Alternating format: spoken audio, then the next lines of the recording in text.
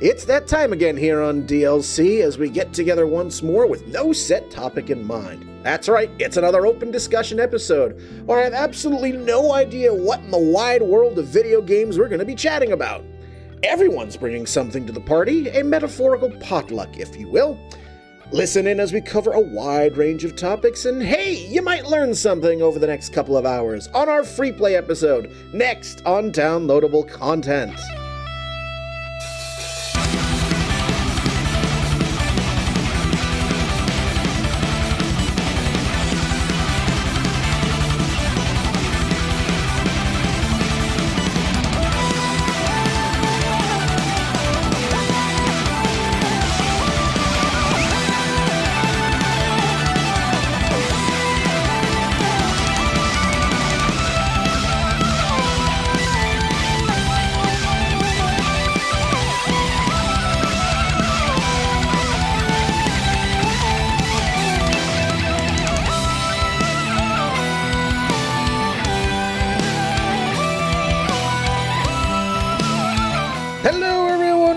Welcome to DLC. As always, I'm Brian, and with me we have Veronica.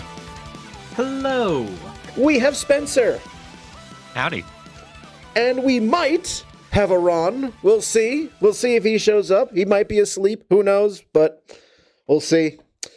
But yes, it is our annual free play episode, our open discussion. We're going to be chatting about a wide variety of stuff. I have no idea what everyone has today, so I'm just as excited as you are. But before we dive in, every single episode of Downloadable Content can be found on the website, dlcpodcast.com, as well as Apple Podcasts / iTunes, Spotify, and YouTube. So all of the different ways to get downloadable content into your ears. Make sure you have proper ear protection. Very, very important. Alrighty, my friends. So, we're going to decide the order of who's going to go by Spencer's favorite method. We're going to let fate decide. Hooray. I've got the wheel of names here, and I am going to spin the wheel, and we're going to see who gets to go first. So away we go. Wheel of names, turn, turn, turn. Tell us the bullshit that we should learn. It is bullshit number 4, so we're going to start with Spencer. Yay. So take it away, start us off. So I wanted to talk about how the narrative about where console gaming is right now. A lot of discourse lately due to all the layoffs has been that consoles are wrapping up and that we're going to be moving towards like PC only market where like multi-platform doesn't exist anymore because like everybody's just going to all migrate to the PC. And I personally don't agree. I feel like this is a big push based on all the hardware price increases that we've been having over the last like 3 years, it seems at this point. I own both a PS5 and a Switch 2. So I'm a little bit towards the higher end of ownership rate just on that, like numbers wise right now. Most people have like a gaming PC and then like a console. I have a gaming PC and 2 consoles. I don't know what your guys' numbers are in terms of current consoles right now, but I assume they're pretty similar, right? I am exactly where you're at. I have a Switch 2, a PS5, and a gaming PC. I'm same except for the Switch. I have a Switch 1. I have not made the jump to Switch 2 yet, but I do have a PS5 and I have my home built PC. So. Cue the traditional sad trumpet in the background for Brian. Still not adopting the Switch 2. I was yeah. I thought it was going to be sad trombone in the background for Xbox, the one that's not being represented right now. I mean, you have a PC, so theoretically you are representing Xbox in that sense. If you have a Microsoft OS. Yeah, you just took the words right out of my mouth. It's like, do you have Windows 11? You have an Xbox. So, although they're talking about pushing back on that, and it looks like Xbox with their new CEO wants to start to reestablish that as a thing, as Call of Duty, as of what I think it was Wednesday of this podcast recording, announced that they're not going to have Call of Duty on the Game Pass anymore, and they're going to lower the price to like $23 instead of $29.99, which is still a lot in my opinion, but a lot of people think it's a better pricing point for what the service has to offer. But I feel like this year has had a lot of really great games already. Like I feel like there's like at least 3 Game of the Year contenders that are just clearly out, and there's still a lot of stuff to come out over the summer, and then obviously the big seasons in the fall and the winter before the holiday season hits.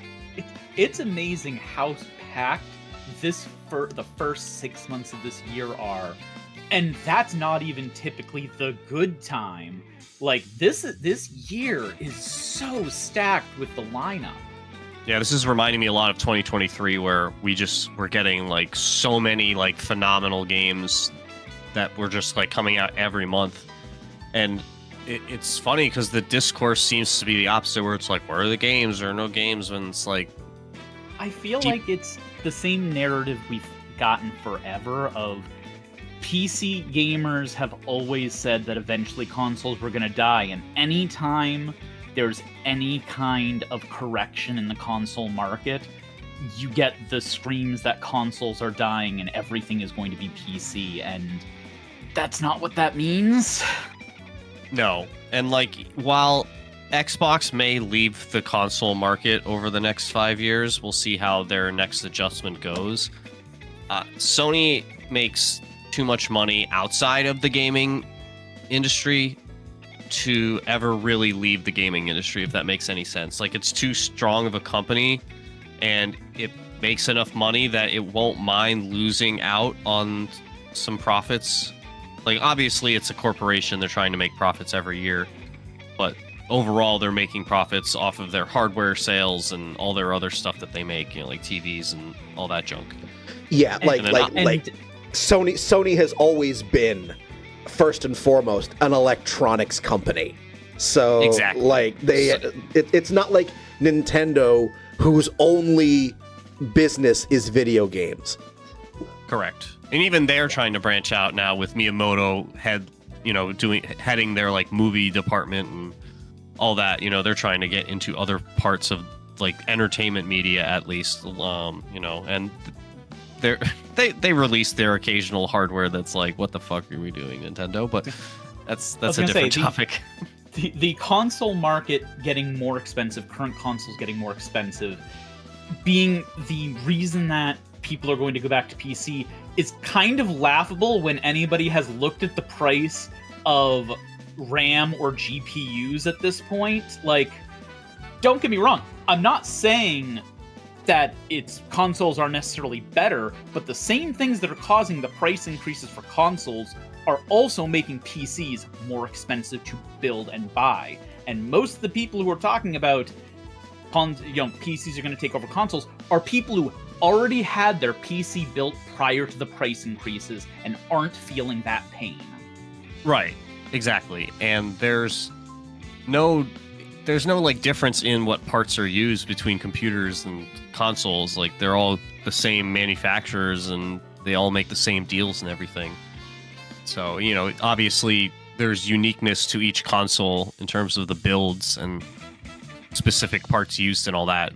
No need to dive too deep into that, but it seems like that push that you're talking about, V, is just coming from the PC side, because like I honestly don't understand why people want to root for a monopoly, because it seems like a lot of PC users want to just have Steam have every game available, and that just doesn't seem healthy from a like development of the game industry standpoint, to have only one supplier or distributor of video games.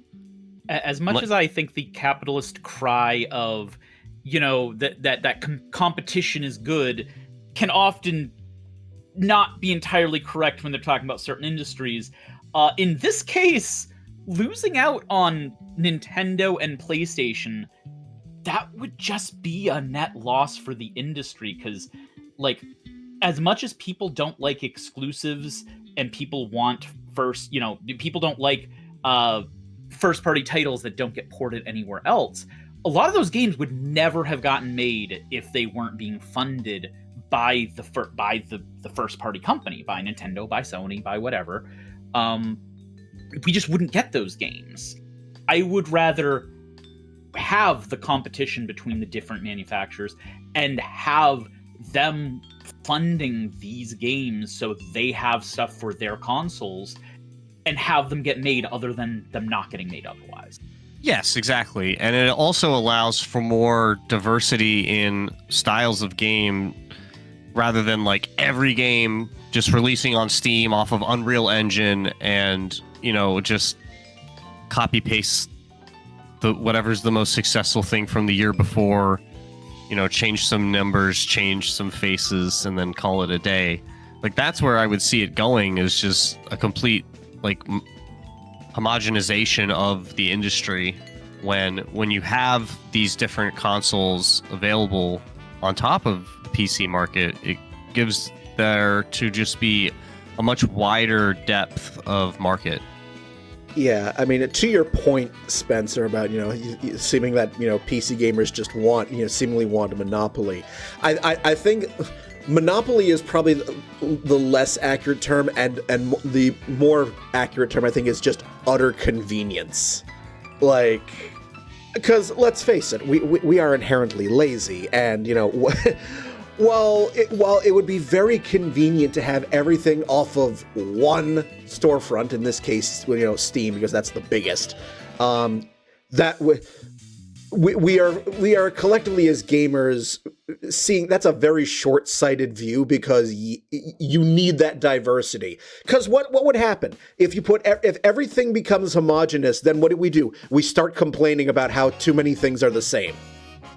Yep, it's the reason why I don't like Epic, for a variety of reasons, but I've never argued with their point that there needs to be more than a single storefront for PC games. They just do a miserable job at providing one, but they're not wrong that there should be alternatives to Steam. See, the problem is with the other ones, because like I have Epic for Final Fantasy Remake. I had to get it for that because that was when it launched on PC, yep, that was the only available platform. It didn't go on Steam at first. Square Enix and PC is like just always absolutely ridiculous interactions. I never like that could be a whole episode about how that, like, Square Enix is allergic to PC, correct? Like anything. Yeah, it was like for the longest time why Nintendo just was afraid of the internet as a whole. But anyway. So I have like both Steam and Epic, and I should also technically Rockstar, although that's not as like intrusive as Epic is for its like storefront pages and stuff. For Rockstar, I have it for Red Dead Redemption 2. And they all are too focused on like the monetization part of using their interface rather than like just having a available storefront that is simple to use and doesn't like drain your computer's resources to have it open. Because that's the main problem with those ones. It's like I don't like having them open because they just like slow everything else down. So like why would I keep you open when I'm not going to use it? Mm-hmm. I was going to say the only other launcher, like I have 5 installed. Steam, Epic, Battle.net, GOG, and Itch. And the only one of them that I feel like is as good as Steam is Itch's, is itch.io's. Yeah, I have speedrunner friends that use GOG for like Metal Gear games, and it's like, it's a meme. Yeah. Like it's nice they have a lot of stuff available, but it's a meme. It really is. It really is. Like, I use Steam and Itch, and I'll be honest, I probably wouldn't use itch.io if Steam had the games that it has on it, but it obviously doesn't. Itch really provides for a different audience that you don't get on Steam, or you can't get on Steam, because a lot of these are near tech demo games. Yes. And GOG, from what I remember of it, is I think their sort of claim to fame is that you can play all the games that you get on GOG offline, unlike Steam, for example, where you have to be logged into the Steam client to play the games that you purchase off of it. Right, which that is its own problem entirely. Yeah. So GOG is definitely best known for mostly being DRM free. At one point, it was entirely DRM free. There was a big controversy that some companies decided to put their own DRM into it, and I didn't follow all of that. But yeah, they're all about DRM free and offline. Yeah, and so like I feel that this, as it was mentioned earlier, Spencer, your point, like anytime we hear, someone, some chatter about, is the console experience dying? I think of it in the same way how every few years we circle back to, is single player dying? And the answer to both of those of those questions is no, consoles are not dying. Like there's always going to be a need for people to play video games that aren't PC, because the prices of consoles have gone up thanks to RAM being hijacked and generative AI slop and data centers and tariffs, but it is still on the whole a lower barrier for entry than a proper gaming PC. So, and another thing that I wanted to mention about this, I have some buddies at work who are both PC only gamers, like they don't have any consoles, and I was talking to them about how people who only have PC underestimate how frustrating it is as a multi-console gamer to come back to a game you've had on PC and then you have to fiddle with the settings for like 20 minutes because I'll log on to Red Dead and it'll just be choppy and stuttering and I'll have to lower all the specs, and then the next time I play it, it looks like an N64 game and I've got to bump some stuff up. And this happens to me with like pretty much every game I play on PC, where it's like the plug and play aspect of consoles is so important to the non-capital G gamer crowd of gamers who have a couple of hours a day of free time, and when they want a game, they don't want to spend a quarter of that time fiddling with settings to be able to play their game. They want to just be able to play their game. Especially with, if you like to play any, one of the big selling points for Steam and other PC storefronts that last a long time is, you can buy a game from 20 years ago and it's still in your library, you can still play it. I mean, theoretically you can still play it. But as somebody who likes to play older PC games, you are going to have to get deep into some settings and some files, and usually manually downloading some stuff off of the web.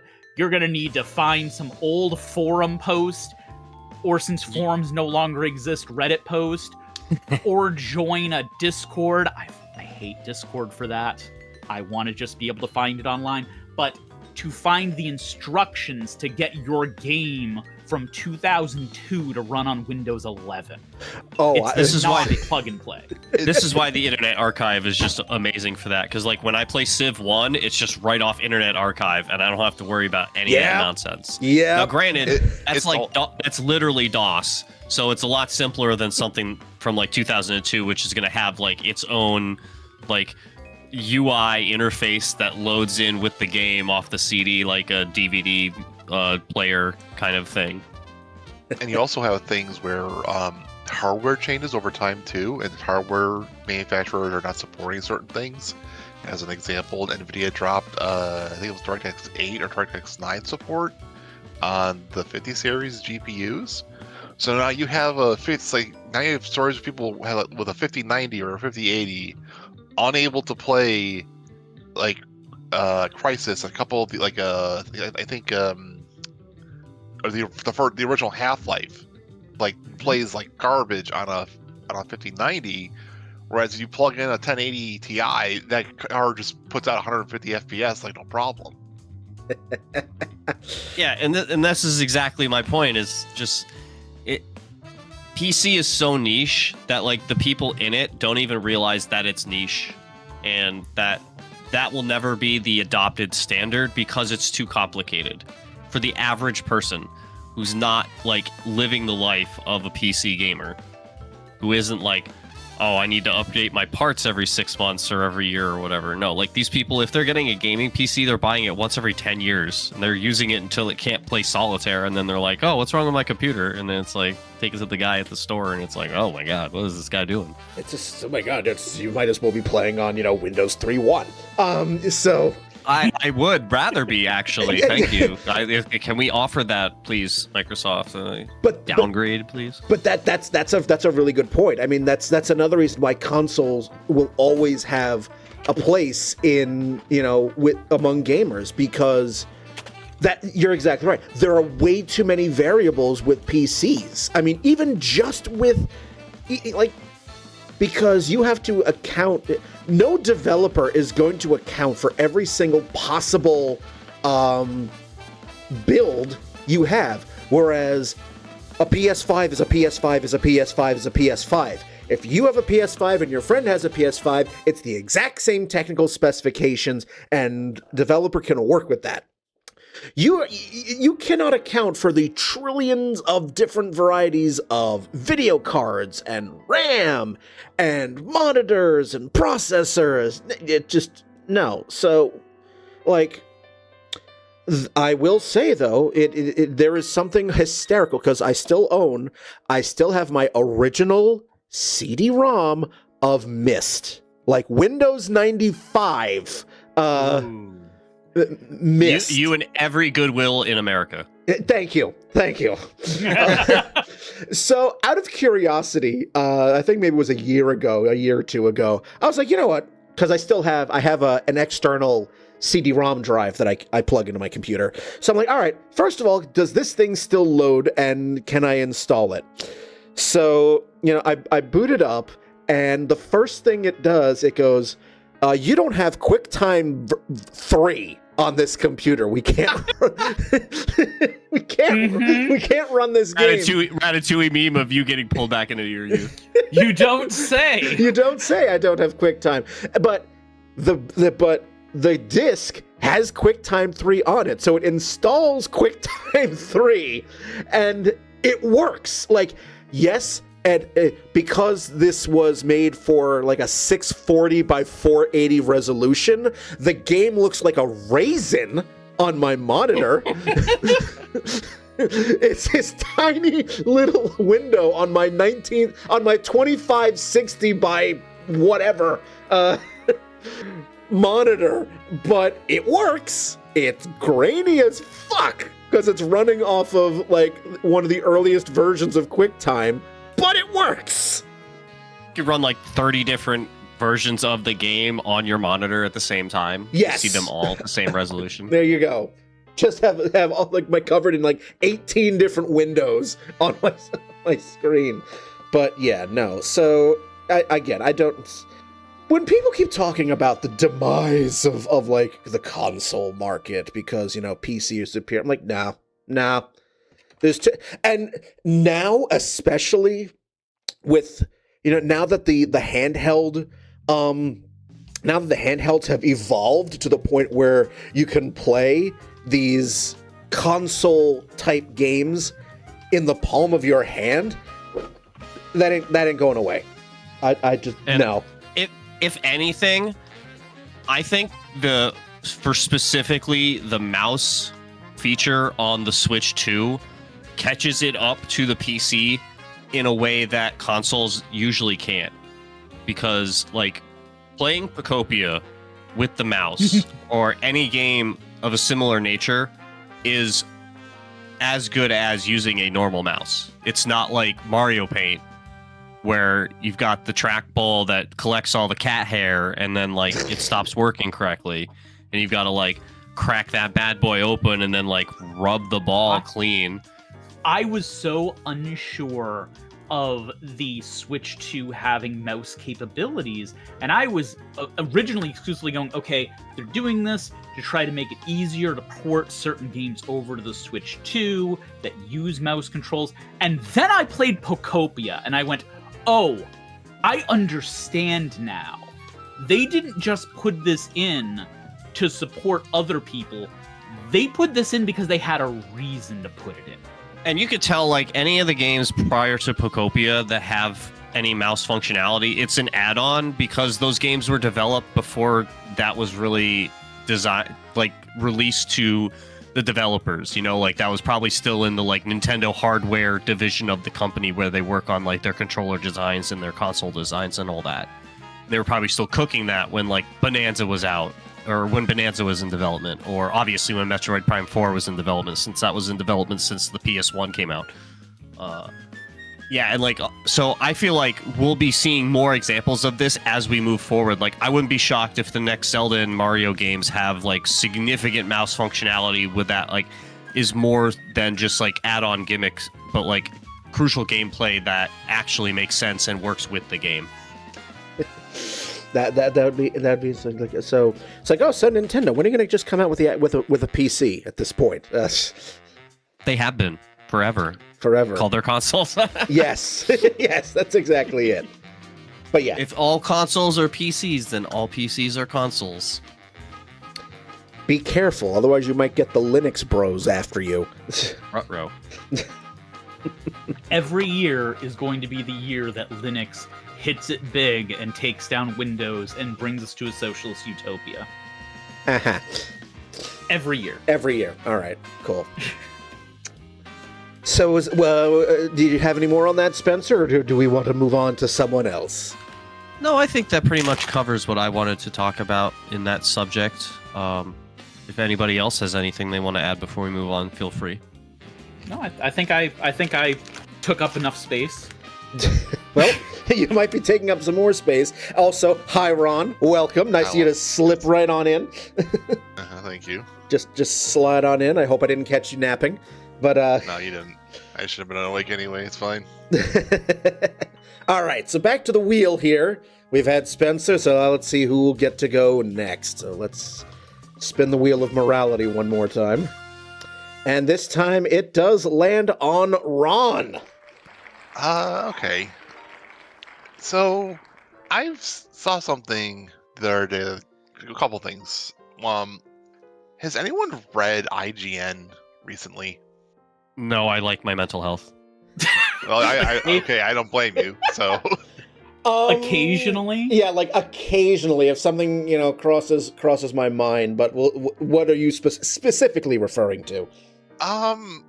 They seem to have some issues with some recent reviews as of right now, and I'm curious kind of to get your feedback on and opinion on it. So, for some context, we've had some games come out recently that IGN has reviewed and did not give the most glowing of review of it.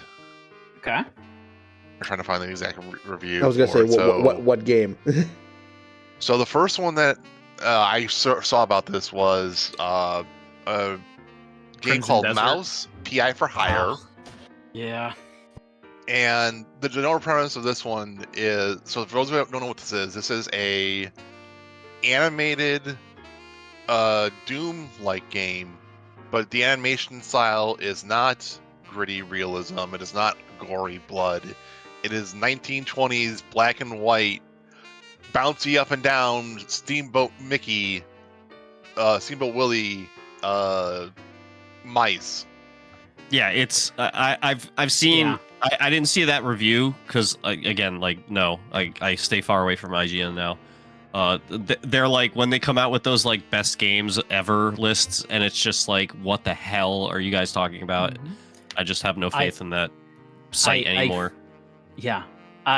Where I'm at, because I heard about this, I feel like IGN at this point is leaning into the worst side of social networks, in that if they rate something really good, that people don't think is good, it will get people talking.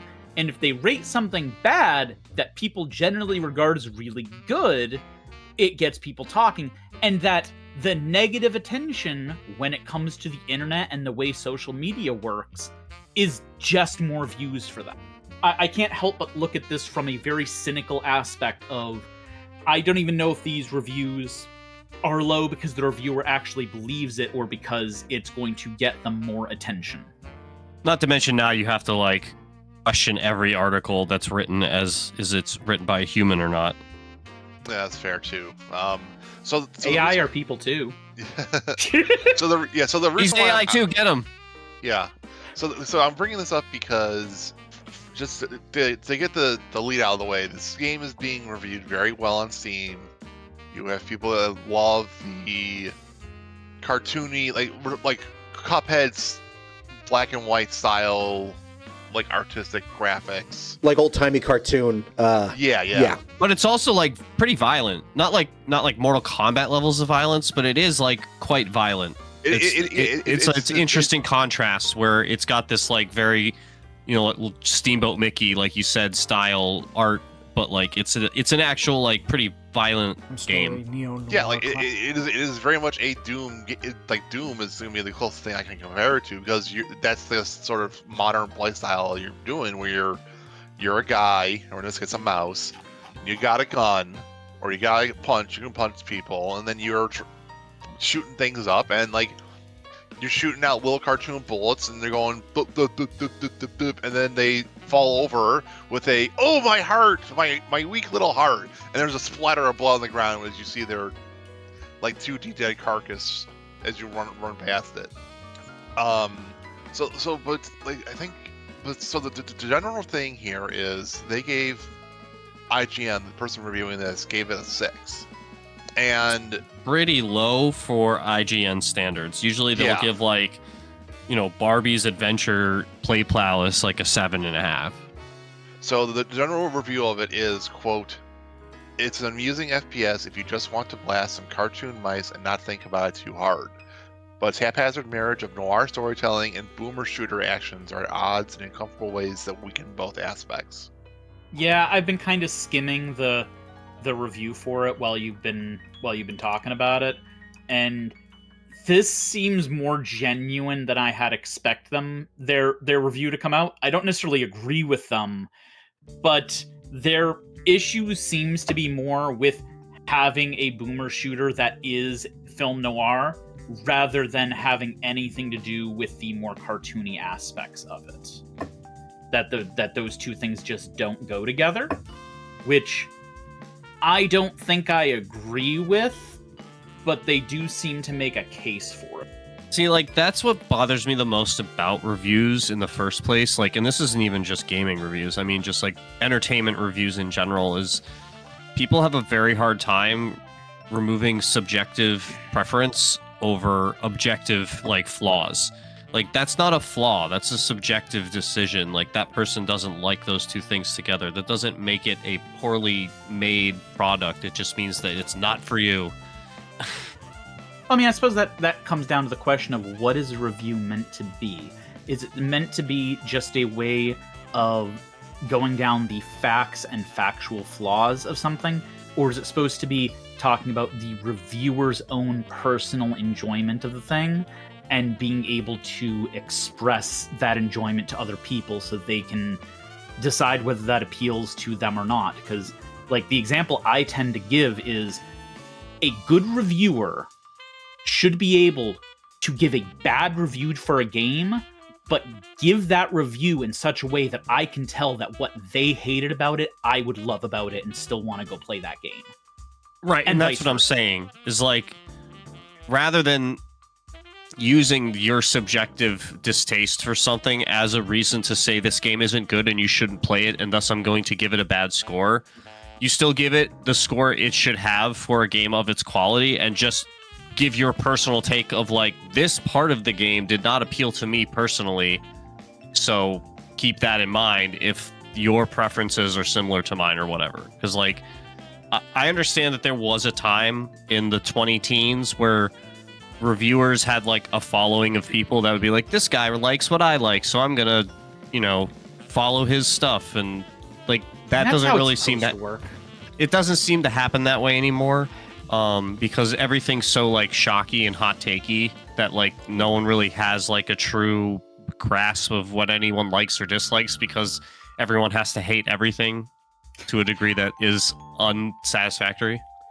I feel like that's part of the issue in the reviewing system right now, of like the old school thing of, okay, this is a reviewer that shares 90% of my takes, therefore I'm gonna follow their stuff, and I'm gonna know that if they really like a thing, I'm probably gonna really like a thing, and vice versa. But that has just gone down and down my entire life, until now we're at the point of people not even looking at the actual reviews anymore and just going to look at the aggregate scores, which take all of the humanity out of reviewing. There could be something to that, though, because I mean every review, you can try to make it as objective as you want, but it is still fundamentally subjective, because a review is basically one person's opinion.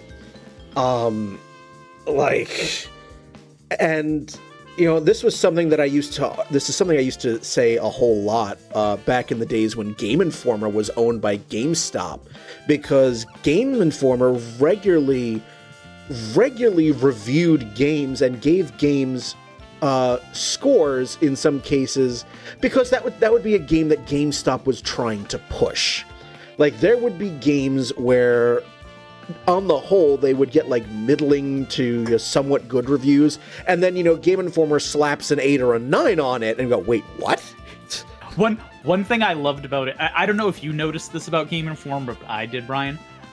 The score and the actual review seemed entirely disconnected, because they seemed to write their actual feelings in the review, and then just it got whatever score they had to give it.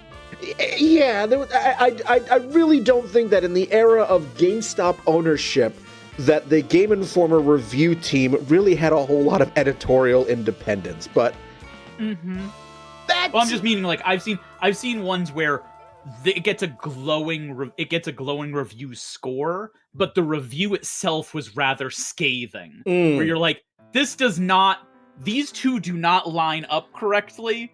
So sometimes I wonder if it was just they took the review and then the editor-in-chief or whoever was behind the thing just went, okay, we're just gonna change this score and put this other score in, and we're gonna leave everything else exactly the same. But going back to Ron's original point here, like, I'm taking a look at the aggregate scores here for this game, for Mouse PI for Hire, and like, IGN and Giant Bomb gave it the lowest scores of the bunch, with IGN giving it a 6 out of 10 and Giant Bomb giving it a 3 out of 5, which, when you scale that up, becomes 6 out of 10. It's generally between an 8 and 8.5 everywhere else, with the exception of Destructoid, which gave it a 9.5 out of 10. So, like, I kind of, that kind of goes back to two things. One being how reviews are ultimately and fundamentally subjective, regardless of who's doing it. But also, now especially in the age of social media, where outrage generates clicks. Like, you mentioned yourself, Veronica, how you think that the quality of reviews have just nosedived in years. And, I'm kind of the opinion there that just goes, as social media became the predominant way of reaching out to fans, like, this is the thing that's going to drive me off social media altogether, is just because, good stories, good reviews, good news don't generate the same level of engagement as outrage and misinformation and lies. So, like, you see IGN, which is, for reasons I still won't understand is still a huge draw. It's still a big hub for gaming news. Because they're one of the only ones left. When you're the only one in town, it's really easy to be the biggest. Yeah, well, this old millennial is still going to prefer print media, but that's a whole nother argument. Hey, I'm right alongside you. I got my subscriptions. But, looking at, IGN's review of this game and seeing that it's on the lowest end of the aggregate here, it just makes me think that, this is just either just one person's opinion, or this could be hey, I'm going to rate this game kind of shitty because I know that a bunch of other people liked it and therefore outrage, which means more and more people are going to share my review, which means clicks and views and eyes on it, which is the only metric that upper management cares about anyway, because we get more ad bucks that way. And now I'm going to go toss capitalism into the sun. Be right back. I mean, we're literally talking about it right now on this podcast because they've been doing this. It obviously works. It's just really, really shitty. It's also a thing too that it's not. I'm seeing this with another game. So another game that's about to come out is Saros, and the early reviews for Saros have come out already. This game, as of recording, is coming out on April 30th, and it is not April 30th. And if you're looking at Metacritic, the reviews on that have come in so far are pretty high, in mid 80s to low 90s. If you go to IGN, 7 out of 10. So once again, still the lowest of the bunch. That I can find right now. I'm trying to scroll through Metacritic right now. It's like I'm seeing hundreds, 90s, 80s. So I'm trying to find the bottom here. You're looking at that. I'm on the Wikipedia article for this game, and it shows a whole bunch of review scores from a ton of different publications. So it doesn't just show Metacritic and OpenCritic. It lists Eurogamer, Game Informer, GameSpot, Games Radar, IGN, Shack News, The Guardian. So it lists a ton of different sources. And just checking through all of that, right now IGN is the lowest for Saros at 7 out of 10. Whereas everyone else is giving it 8s and 9s, or 9.5, or in Game Informer 9.25. So once again, we've got the contrarian view over at IGN. And the criticism I can see in the review from IGN is they're not a fan of the story, whereas Returnal didn't really have that much of a story and was just all on the bullet hell roguelike aspect of it. Because this is the same developers that did Returnal, and just for comparison, their review of Returnal was an 8 out of 10. Alrighty. And their overview of that is the roguelike runs are a little bit too long, needs to find some way to save in the middle of a one, but the third person shooter action, cover story, and atmosphere are excellent. So they're praising this game over its the gameplay itself, the story, and the mood and the setting that it's set in. And their big issue against it was sometimes a Returnal run from beginning to end can be very long. And to be fair, that is true. You can have a Returnal run be half hour or an hour long. I mean, that's the beginning of the end of the game. I mean, that's the case. To which I would ask, hey guys, have you ever played a roguelite before? I know. What games are you playing that you don't want to play at least a half hour? What? Yeah. Go back to Candy Crush, dog, I guess would be my response to that. Oh, I was just about to say, go back to Candy Crush. What? Did somebody's mom write this review? They're like, Mom, I can't do the review. I'm tired. Can you write it for me? Sure, honey. And this guy's issue seems to be that he doesn't like the story as much as Returnal's once is. And I'm like, doesn't even have to like. I mean, the story can play a factor into it. Don't get me wrong. If this is going to be one of the pillars of what the game is meant to be, and if you don't like the story, then even if you're not a fan of the story, you as a reviewer, if you're good at your job, should be able to remove your personal biases and opinions against how bad it is, and review a story based on, is it well written? Does the plot make sense? Does the setting, does the story do a good job of explaining itself, presenting its situation to the viewer or the reader, and make for a conclusion? You don't have to agree with the conclusion. Hello, Last of Us 2, but you have this story that that feels cohesive, feels like it makes sense. You may not be a fan of where it ends up or how it gets there to some degree, but this guy seems to think that the story takes away from the gameplay aspect of it.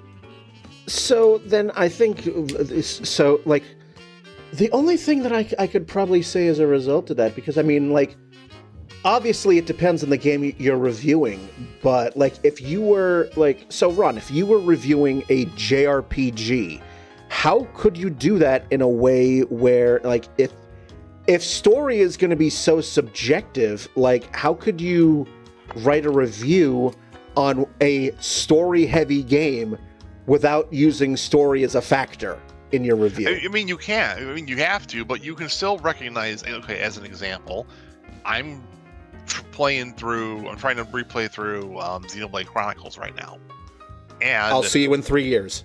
Yeah, but I'm playing the definitive edition on Switch, and I'm playing this game, and I'm trying to get through the story as best I can, catch back up where I was, and it's boring, it's JRPG tropey, but I can appreciate the effort of what they're going through, because at the time, this was trying to be a very modern, a very difficult story, and I can see the breadcrumbs they're leaving for the player. I can see the question marks that they're leaving for you with where I'm at this point in time in the story.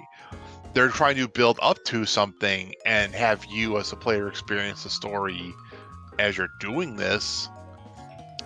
Even if I don't necessarily agree with where it might be ending up, I can still understand and appreciate where it is leading and see the effort being put into it.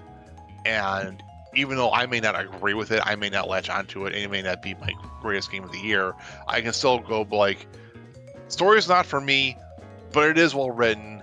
I can't dock it for having a bad story.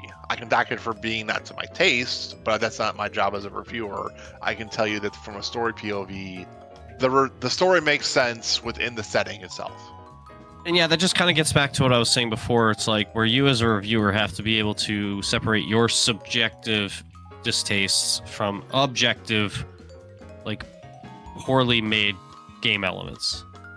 And story is obviously the most subjective element in a game. Like, if your gameplay doesn't work, there's no subjectiveness to it. Like, if like, for example, in Pokemon Red, if you have a ghost type move, it won't work on a psychic type, even though the original design intent was that it would be super effective. That is a gameplay flaw. You cannot argue that is subjective. That is objectively a flaw. But with story, it's your personal preference on what you like and what you dislike. Now, if there's like grammatical errors or like punctuation issues, or like the text is like completely garbled or something like that, sure, then that's a story objective flaw. But like the majority of story quote unquote flaws are subjective. I'm gonna go kind of the opposite direction from Spencer and Ron in that I think that reviewing video games is inherently entirely a subjective medium, because the most technically proficient video game can be bad, and a game where 90% of the mechanics don't work, like Final Fantasy I, can still be good to a lot of people. I think divorcing the subjective aspects of a game from a review does almost nothing to tell someone whether this is something they would enjoy or not. I think we need to lean more into reviews being truly subjective. That a review, I think the bigger issue is people take reviews as a be-all end-all, and they either have to be exactly what you think or not, and people have lost the ability to look at a review, read a review, and go, oh, this person didn't like this aspect and this aspect. Those are things that appeal to me, so I'm probably going to like this game. Or, hey, this person likes this for these reasons, I'm probably not going to. An example I will give from my life is there is a horror movie called Hereditary that is an absolute masterpiece. It's also trauma porn, and I cannot watch or enjoy it. I did watch it, and it's a masterpiece for most people, but I'm not going to enjoy that. But guess what? Any review of that should be able to give me those pieces of information I need to know this isn't for me. I just think that social media has taken the negative aspects of subjective reviews and amplified them. And I think that is the issue more than any review itself. That's fair, but then you got to take the scores away. Because if you want to fully accept the subjective part of it, then you can't have objective numbers associated with it. Because then we get into situations like we have here, where Fair. Like a game clearly has things that people don't like about it, but overall the game is really well made.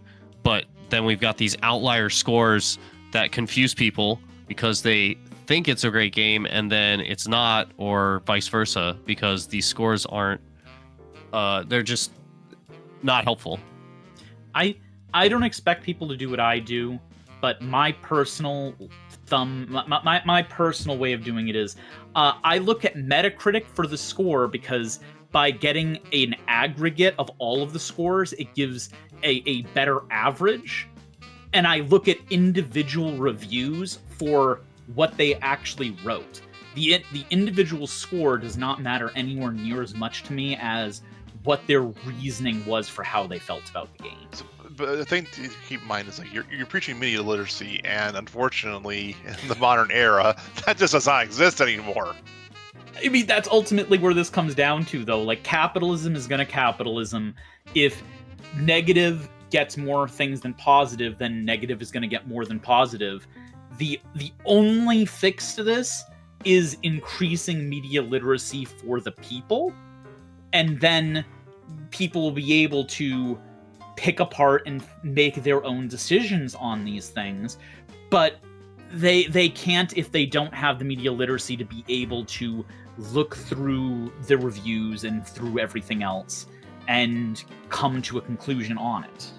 Well, I think we need to just work on basic literacy first before we worry about media-specific literacy, but that is a good point. Fair enough. Oh, man, and and here, we've got a couple of art majors here on this podcast, so you want to talk about media literacy. I mean, I think part of it's also with all of this is part of the reason why reviews have leaned the way they have is because they're not as relevant now as they were 20 years ago. I know that the majority of people listen to word of mouth from their friends more than they listen to anything. Like, we would hear about a game through Nintendo Power. We would read about it later on in Game Informer. Like, we would do these things. But nowadays, most people I know about a game because a friend told them about it and got a recommendation from a friend that knew about it. I've had arguments with a couple of friends of mine that reviews are no longer relevant at all because they don't trust anything that comes out of any type of corporate media, that the only thing they trust is what they hear from people they know, which I think we all know that just listening to the people that you're surrounded by can lead to things like a lot Metal of Gear Solid 2. And I'm not necessarily comparing this to that, but I am going like, I do think that the distrust of larger media organizations, which we know is in video games, as much as we hate to reference them, Gamergate was a thing. Like, people have a distrust for gaming's journalism, and have for a long time. People have gone to taking the reviews of the people around them and from other audience scores, or from audience recommendations from different people online, rather than actual media review websites. So the moral of the story is emotions suck, no one understands nuance, and that's game. No one understands nuance could be the theme for the last 15 years. 20, 25 to some degree. Since the internet occurred, so... Yeah, and it kind of like to really drive home the point is like, if you play a game nowadays, any game, you'll usually get an option like, hey, fill out the survey and like tell us how you heard about our game. And it's like, I heard about it from a friend, or I saw a streamer playing it, or it was already a game I was already kind of keeping an eye out for because I saw like a blip of it during like Summer Games Fest or Game Awards. Like, that was it. That is literally the entire source of my gaming news the past 10 years. That's the thing we don't really talk about when it comes to video game reviews as much. We're talking websites versus physical magazines, but a larger portion of people get their video game reviews from YouTubers reviewing a game, or even just doing a let's play of a new game to show the people what the game is actually like. Like, that's where a ton of people learn about new games as well. Oh, yeah. And there's a whole subset of people who only have interactions with games by watching someone else play a game. Like, they never play the game themselves. They just know the game by watching someone else play it. Yep. Five Nights at Freddy's. And to go back to kind of drive that point home is, I was watching a streamer playing Pragmata, and I saw like the first 4 hours of the game, we'll say. It's pretty much all I was paying attention to. And within the first 4 hours, I went, okay, I see what this game is doing. It looks like it's for a pretty decent game. Probably not for me, so I'm going to sit it out. But looking at the review of Pragmata overall, looking at it on Metacritic right now, it's getting like an 86 Metacritic score. And like, that's high, like that's like 8s and 9s for most people, more 9s than 8s. And like, this is a game, a brand new IP from Capcom that they came out with, and people are like, oh, this is pretty good. The story may not be the most, I think the biggest thing I've seen is that the story may not be the most thrilling thing, but the gameplay loop is so fun that people are enjoying the gameplay loop like way too much. I'm actually... Too much or just enough? I mean, I was just about to say, I'm like, wait a minute. I've heard of the game, obviously. I did not know it was Capcom, so I'm like, wait a minute, Capcom came out with a new IP? Yep. What? Yes. What? Yes, they did. Like, call Scotland Yard! I have a couple friends who are playing it, and like, I know very little on it myself, but they are loving the game. So like, looks like Capcom has been hitting it out of the park in recent years, and I mean, that could be a topic in itself, is Capcom's resurgence. Yeah, we brought that up during a previous podcast. Alrighty. Check out that episode here. Alrighty. Anything more you wanted to add to your subject there, Ron? No, I'm pretty good. I just wanted to get people's opinion on how the reviewing has been the past little bit, especially with IGN, because I just as a little, like, that was just a fun thing I thought we could talk about for a bit. Yes, and it was. We've had two very, very meaty subjects to open up this episode with, so much so that we've already gone an hour. So it is time to cut to break. So the second half, it is going to be the Brian and Veronica show, apparently. And yeah. Hopefully you are enjoying the episode so far, for all you listening.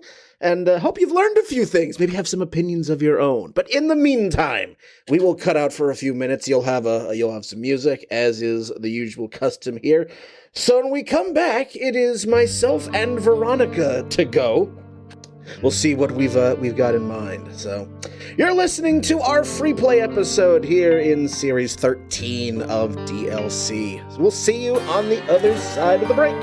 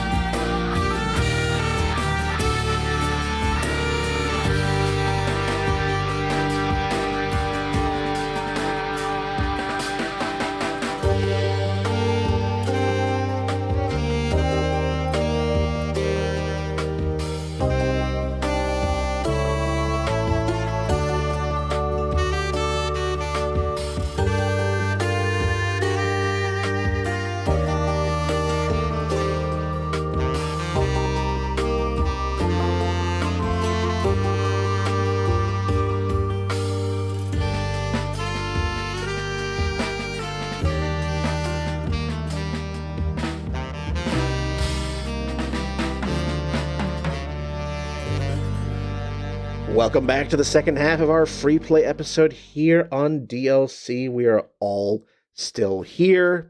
We did not read other shitty, terrible reviews during the break. I can assure you that much, or at least I didn't. I can't say what for the rest of these. No. No, absolutely. I just played Pokopia during the break. There you go. But wait a minute. No, people don't have time for a half-hour game, don't you know? A long time. Yeah, I was able to get a 5 minutes of game time in. Hey, how about that? Sneak it in wherever you can. Absolutely, just get that last one in there. So, we've had Spencer and we've had Ron bring their topics to the table, and now it is down to myself and Veronica. So let's. So, are we rock paper scissoring for it? That'd be impressive over an audio-only podcast. I can hear the wind of the different symbols. Yes, absolutely. Oh, okay. So no, it's simple. It's simple. On three, you both say rock, paper, or scissor. No. Spin your wheel, Brian. All right, let's spin the wheel here. Let's see what we got. And it is going to land on... Come on. It's going to land on me. All right. That means Veronica will get the last word. Seems fitting. I was going to say, well, you know, in true fashion. All right. So Something that I've actually been wanting to talk about for a while, but I didn't know if it would be enough juice for a full episode. So I'm gonna bring it up here instead. So last year in particular, and even bleeding into this year, that was English. We've seen examples of indie games becoming hugely successful, like game of the year type of games. Clair Obscur, Hollow Knight Silksong, Blueprints. It has caused some discussion and some thoughts over the notion that why are developers, big AAA developers, spending so much money and spending so much time developing video games when you could make a hugely, intensely satisfying and popular game for far, far less money. It's kind of put the AAA industry a little bit in a little bit of a spin, and there was it's gotten the attention of some AAA developers who are worried about who are worried that publishers are going to shift into a business model like a AA studio or like an indie studio where you can make games, very, very successful games on a fraction of a AAA games budget. And there was an article to that effect that I saw on Games Radar, which we were talking about. This article. The writer was talking to a director from the studio called It Takes. From the game, the studio that brought you the game It Takes Two, which Hazel Light Studios. That's the name of the studio. So they've also done games like No Way Out and Split Fiction. And so to quote to talk, I'll read a little bit of the article here for you. So. The likes of Clair Obscur, Expedition 33, Hollow Knight Silksong, and Blueprints enjoying such success over the past year injected some much-needed optimism into the industry. They proved it's still possible for teams of varying sizes to thrive and make releases that resonate with a wide audience. But as we move forward, It Takes Two director Joseph Fares doesn't want the AAA space to stagnate in favor of smaller ambitions, purely because he wants to keep getting games like Grand Theft Auto 6. Quote, you do hear after the success of things like Clair Obscur that the AA games are taking over. But I would not be able to live without a AAA title. I really want to play the blockbuster games. You can't do Grand Theft Auto for $10 million. End quote. And so I read that and I'm going, well, why not? Like, it seems to me that, we have seen that you can make hugely successful games without needing to spend the GDP of several small nations in order to do it. So I started thinking, like, well, why can't you do Grand Theft Auto for $10 million? Get rid of all the people at the top, the people who are just dead weight. Get rid of the shareholders. Get rid of all of them and their bloated executive pay. That's where all your money's going. I mean, I think part of it is the scale of games like that. Like, I can't imagine a game like Horizon getting done on an indie budget or an AA budget. And I suppose that's going to be my example because I've never been into the Grand Theft Auto series. But like once you get to a certain scale of game, it just costs more money because you're making something that much bigger. And when you're doing bespoke areas and not procedurally generating things, it costs money to handcraft these areas, these creatures, these quests, these things. I think that a lot of games could benefit. We would benefit 100% from major game studios funding more indie and AA projects, 1000%. And I think some games could be scaled down into those. But I don't think I don't think unless we want to accept that certain games that people love would never get made again, that we're ever going to be able to move away from AAA entirely. Well, it's also a thing too that we need to keep in mind. It's not just shareholders that are looking for money and shareholders that are looking for making the next GTA and the next breakout game.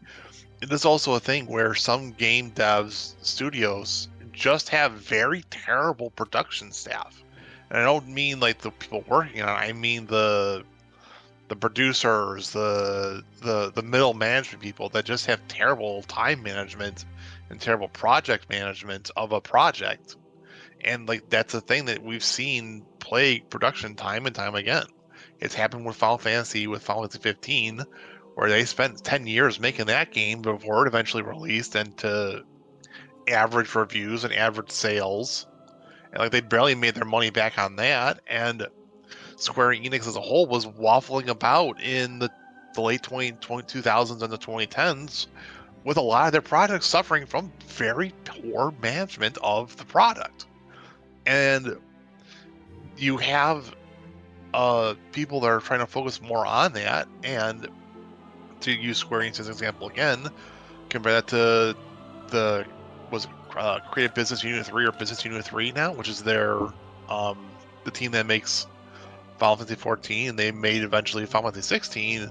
Like Yoshi P there, like spent a lot of time and a lot of effort on a very thorough, a very strict, like time production management of the product, from remaking 14 to A Realm Reborn, and then a similar product timeline for 16. Like I think the dev time for 16 from concept, like being approved to release, was 3 years, which is pretty fast for a AAA game. Square's actually a really good example for this because, like, 10, 15 years ago, I think 15 years ago, they did start to fund smaller projects and smaller development and developers, and made partnerships with indies. That is very specifically where I Am Setsuna, Lost Sphere, like all of that came from them funding smaller projects and trying to make space in their company for more indie style or AA projects. I mean, part of this is just also due to the fact that during that time, Square Enix was literally getting, the only reason they were still afloat was Final Fantasy 14, because all of their other mainline titles were waffling in production hell. Absolutely. But regardless of what the reason was, they're actually an example of exactly what we're talking about. But that I don't think it ever paid off for them super well, but they are an example of what we're talking about. Well, that kind of leans, right back to the thesis of the article that I just read. It's just like there's a danger in sinking so much money and putting all of your eggs in one basket or one IP. Like, you mentioned, okay, so you talked about, you don't, so Horizon Zero Dawn. Yes. So the production cost of the game before marketing, that was a $49 million game. And look at how well that did. Like, look at how well Horizon Zero Dawn. Then, you have comparison. Red Dead Redemption 2 was made on a budget of $500 million. That was the budget. That was the production cost for Red Dead Redemption. $500 million. Like, I mean, that's kind of a bad example to use though, because that's what a lot of people are going to hold up and go, yeah, and if we didn't have AAA, we wouldn't have this, because you literally could not have that game on a lower budget. Yeah. It's like it's hard to explain if you haven't played it how detailed and intricate every part of that game is. And I'm not talking about like a graphical standpoint, but an overall gameplay gameplay intricacies that are just like so baked into all the layers and levels of that game that it's understandable why it needs to be that expensive. Well, it's a thing too that some studios can get away with it than others because of the bankroll they have. So Rockstar could bankroll a $500 million budget because of all the money they're making off of GTA Online. Yep. Yeah. Like the GTA 6's production budget is like what, $2 billion or some shit like that. That game's been in production for 10 years now too, but we're okay with it because we're expecting that game to basically break the internet and the gaming ecosphere as soon as it releases. I'll say, people like Red Dead Redemption 2 cost half a billion. It cost a lot of money, but it also it is one of those games that is up there as the greatest game of all time for certain people. Like, we're talking about they created a game that's up there with Ocarina of Time and Resident Evil 4 as one of the games that people are going to argue as the definitive video game. I don't think that, but I can name 4 of my friends that would make that argument right now. I mean, I wouldn't make that argument about Ocarina of Time, but RDR2 will, though. RDR2 is in my top 10 personally. Yeah. So like, these are the kind of games that like I don't know if I would trade them. On the other hand, I think like we talked about this in the podcast before. The death at one point of AA games, that there is a space in between indie and AAA that used to exist and doesn't anymore. And if we start to see companies pulling back and going, does this game need to be AAA, or can we do it with half that budget and just pull the scope back a little bit? I think that's healthy.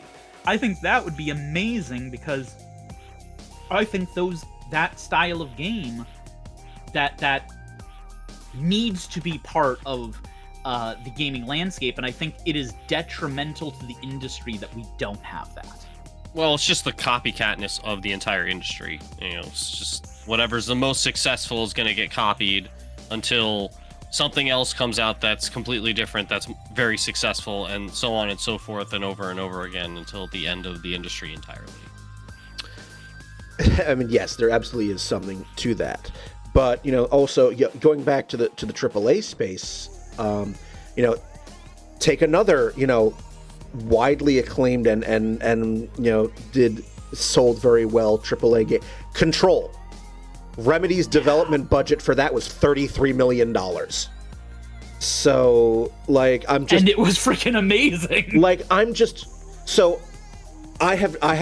never played Red Dead Redemption, so I can't really, compare and contrast. But, like, Spencer, you argue that, Rockstar needed every bit of that $500 million development budget for Red Dead Redemption 2.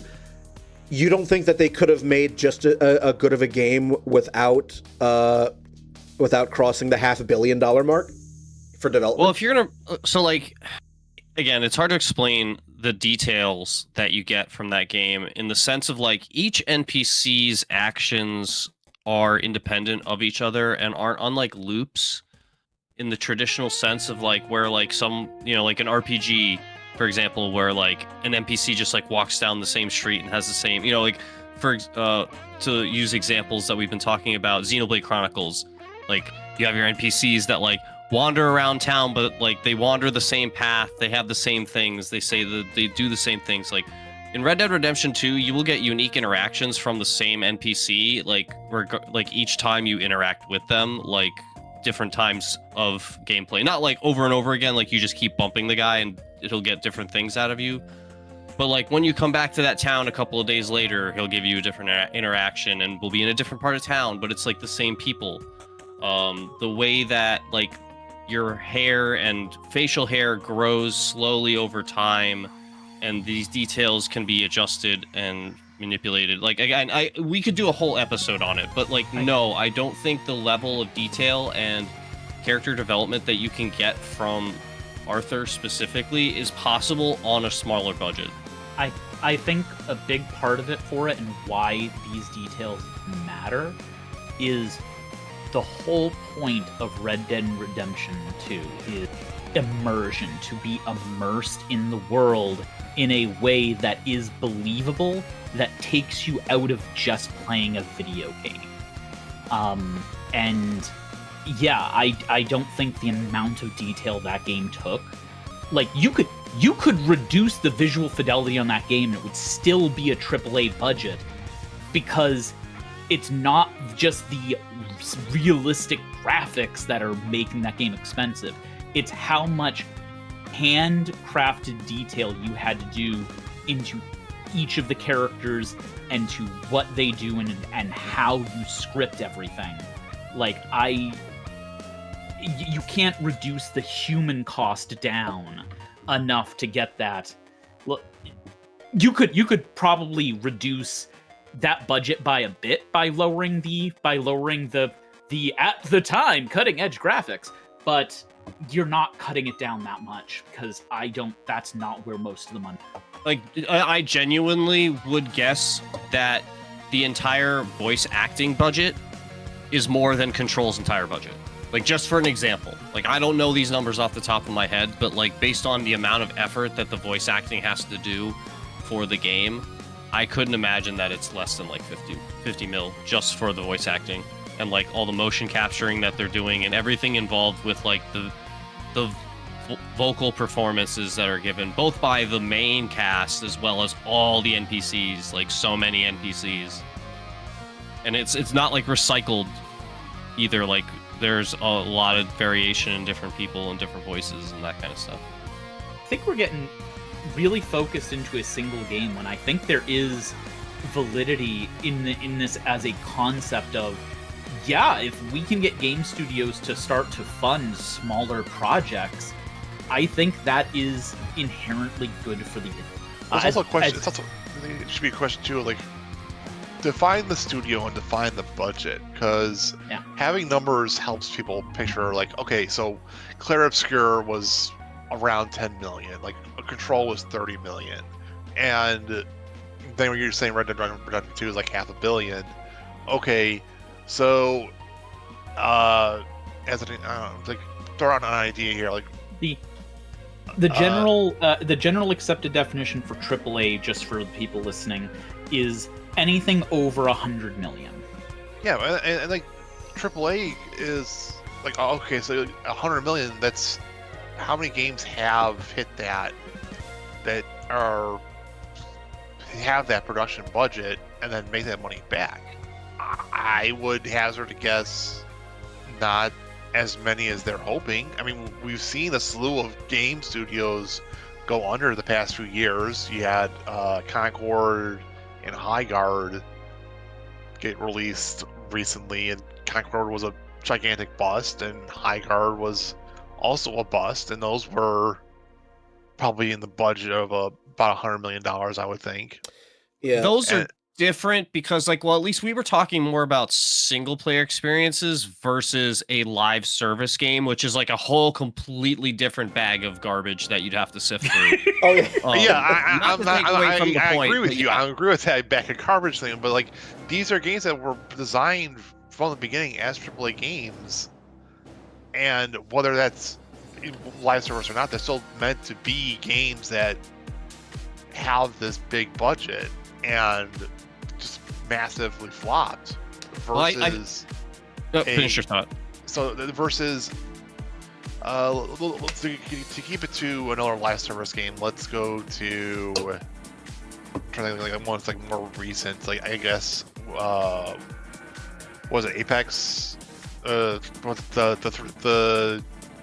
forget, Apex, not Apex Predator, it's Apex Legends came out in 2019. I wouldn't really call that recent. Okay, I'm trying to think of one that's more recent than that even. God, like, I would say, like, out of like running ones, like Overwatch 2 is like probably the most recent, or like Arc Raiders if you're gonna loop that in. I don't know if that qualifies. I would count Arc Raiders. I think Arc Raiders does count. So what is Arc Raiders? Yeah, that would probably budget? be the most recent. That I have no idea. I mean, when it comes to live service games, they get to recoup their cost over a lot longer period of time than a traditional game. So they don't mind pushing those. Like, it is a very competitive genre as it is. So they don't mind dropping a load of money into it, assuming they're going to be able to make their money back over time, not necessarily just upfront like you would for a typical game. Tell that to And Sony. when that fails, it fails big because they don't make that money back and they go under. But that's like, I don't disagree with Spencer when I go, it's not that those aren't AAA titles, but like they kind of are their whole own problem separate from the rest of the industry. So the reported development budget for Arc Raiders was $75 million, in the ballpark of that. But they have made over $500 million at this point. So Yep. they've made their money back and then some. And that's the issue with live service is like, if you get a hit like Fortnite, you are set as a company. Like Epic literally could not make another game for the rest of the existence of the company and make more than enough money to be satisfying their shareholders. Yeah, they've absolutely taken a page out of the Gabe Newell. You say that, and yet Epic just laid off like what 4,000 or 5,000 Fortnite devs or something Or like AI to make more profit because of endless money. It's the never-ending money. Na, na, na, na, na, na. Oh. But to give an example, like God, what we're we were saying, old. when you really hit it off, like Final Fantasy XIV single-handedly floated Square Enix during the bad years. Yes. And so, just, like, okay. Like, the amount of money that a studio spends on a game is never going to be indicative of its quality. Mass Effect Andromeda had a $100 million budget, and that flopped. Like, that, so you know...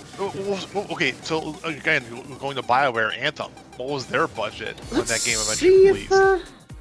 Yeah, like, it's the amount of money affects the scale the game can be done at and the detail the game can go into.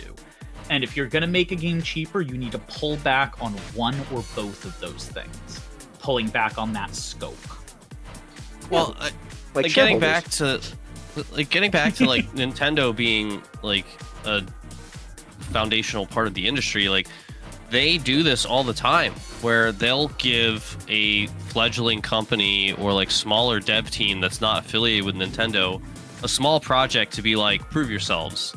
And if they do, then they get a bigger project and so on and so forth. And if they do well enough, then they either get bought out by Nintendo directly and get integrated into the company, or they, get to do what like Rare did and like branch out even further and get bought out by a different company and then have that company fuck them over entirely. And sometimes we end up getting games like Mario Rabbids where it's the best Nintendo game of the year and it wasn't made by Nintendo. Hot take. So, like,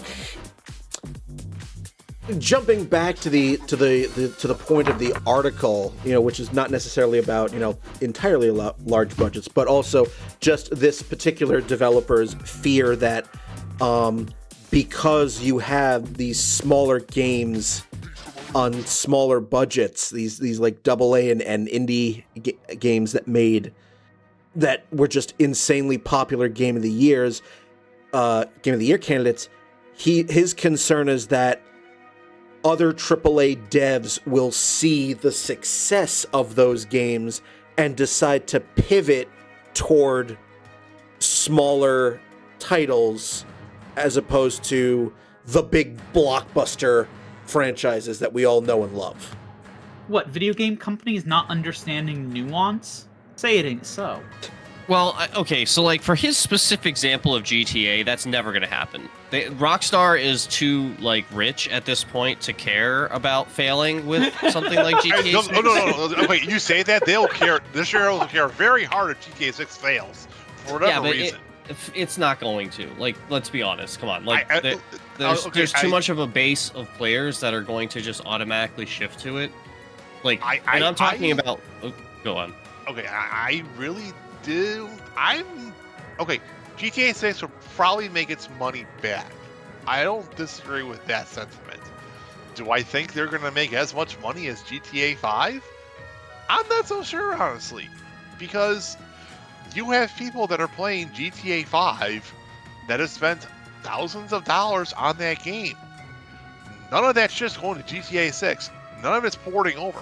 They're going to have to drop all of their stuff. They're going to have to drop all of their custom emotes, their custom clothing, and their fake, hyper-realistic cars, and spend all that money again on GTA 6 so they want to drive around in not Miami versus not LA.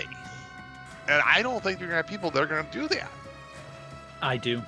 I mean, like, we'll absolutely see, but you don't make that much money if you don't have rabid fans. And like, yes, are they vocal like a lot of other fan bases are in social media? Not really. They're probably closer to like the normie quote unquote crowd of gamers that like only play like GTA or like sports games or whatever like mainstream stuff is acceptable to play. And those like, that's all they play. So like, they're not saving up for the next console or whatever hot games coming out, because all they do is fire up GTA and play GTA. So when the next GTA comes out, they get the next GTA and they play it.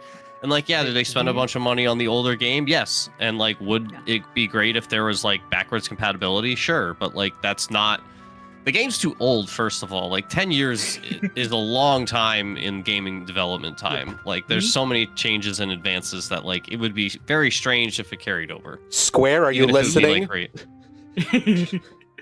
We are talking about something different than what all of us experience. We're talking about a group of people that typically don't consider themselves gamers, but they have 2 or 3 titles that they play until the heat death of the universe, and they only switch when there is a new title. Don't get me wrong, a shitload of people who consider themselves gamers, like us, also play GTA, but like they have such a huge amount of money they can make because they have hit into bases that are so far removed from the typical gaming sphere of influence, and those people are going to buy the next one. They are waiting to buy the next one. They want to buy the next one.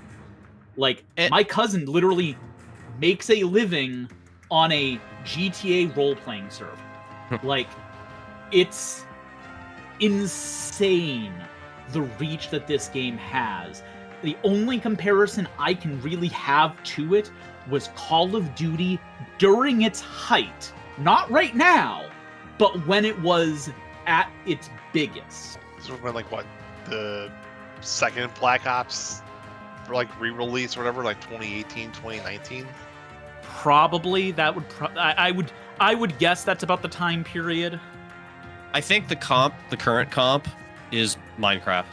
Even though budget-wise, they're obviously the opposite ends of the spectrum. In terms of like, people only play this one game and they'll put as much money into it as they want. And if a new version of that game comes out, they're getting it, no questions asked, or like very few questions asked. Yeah. Like, I think that's the current comp.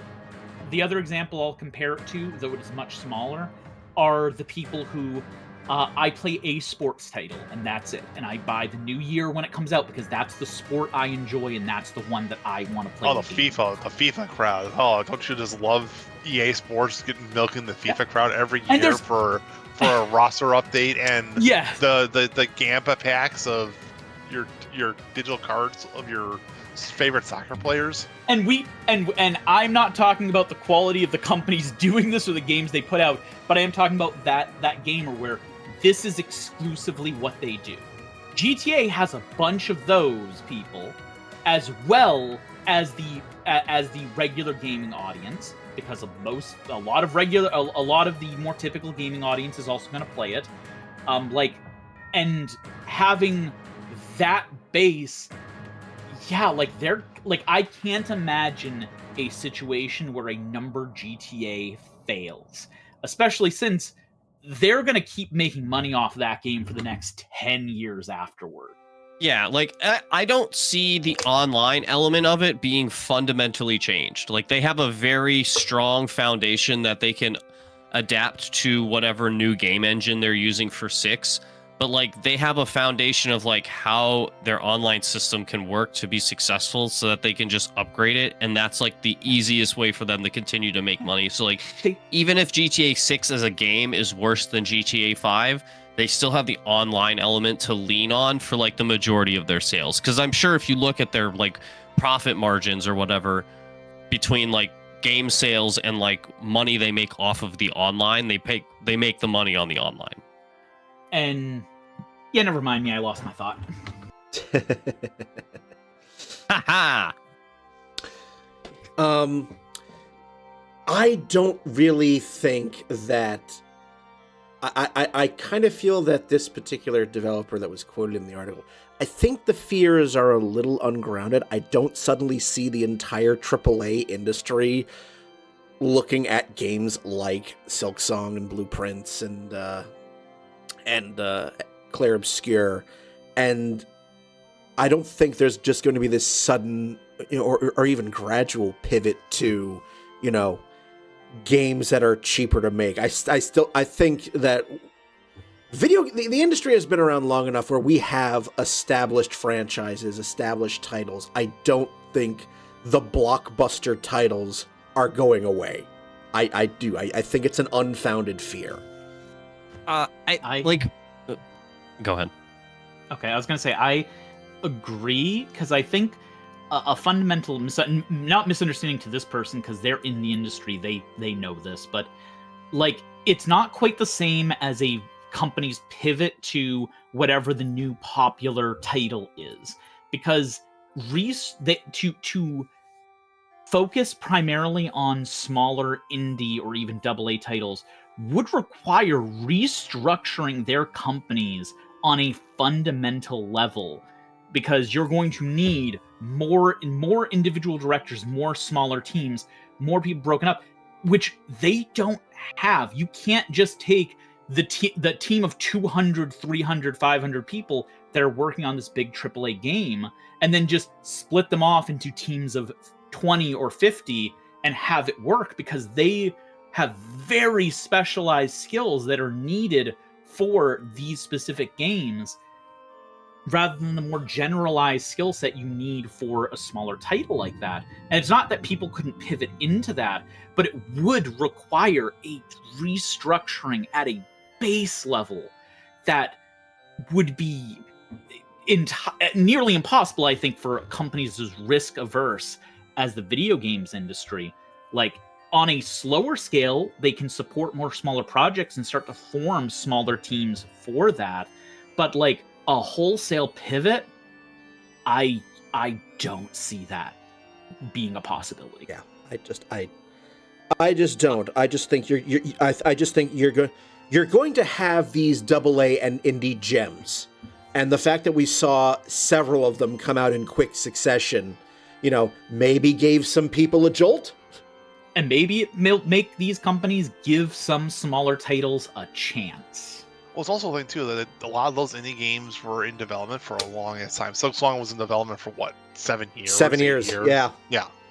And Clair Obscur, they spent a lot of time developing, too, internally. And that game's budget was, $10, $11 million roughly, or something like that?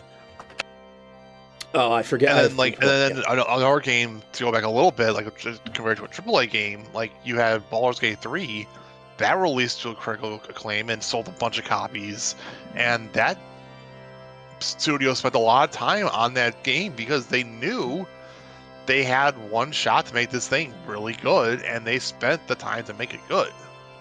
Yeah, Clair Obscur took 6 years to make, so only a year less than Silksong. Yeah, so this feels kind of like, reading this article feels a bit like reactionary, much like Spencer, when Spencer's topic at the start of the episode, when we were having the discussion of, are consoles dying? I don't think the AAA model is really going away anytime soon. I mean, also, not to mention the fact that, for these AA and indie titles that did gangbusters on smaller budgets, I mean, also, the cost of their game at launch was also significantly less than the 60 or 70 or 80 bucks that the AAA titles go for. So that probably also helped. But I thought we couldn't make good video games for less than $70 now. That's what I've been told. Well, I think. I guess I don't know what to tell you there, dear. I'm so sorry about that. I'm sorry for the misinformation.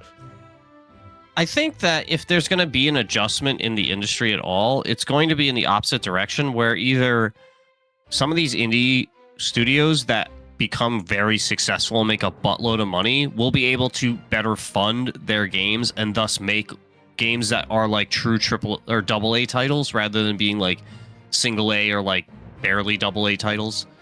Or some of these successful game studios will be purchased by a different bigger company, and instead of just being like gutted and deleted because it's clearly not making them money, they'll be allowed to just do what they do in the way that like Nintendo works with some of these companies as like second party titles, where they'll I think we're going to see a shift more of indie titles getting published by like backing of Square Enix, the backing of Sony, the backing of Nintendo, and be like, hey, this game's going to come out first on the PS5, then it's going to be like 3 months later go on PC, and you'll see your Claire Obscures and your Silk Songs go on these consoles first, and then eventually make their way to PC because the developer has fought for that multi-platform functionality because they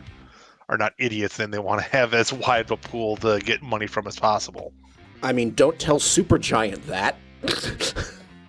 I mean, I will say with this, with what Spencer was saying, I think the latter of companies coming in and buying indie groups is more likely, but what I would like to see happen would be some of these successful indie groups coming together and forming their own smaller companies that can help fund each other and support different ones, because there is an inherent risk that if your game bombs, you lose everything and your company goes out.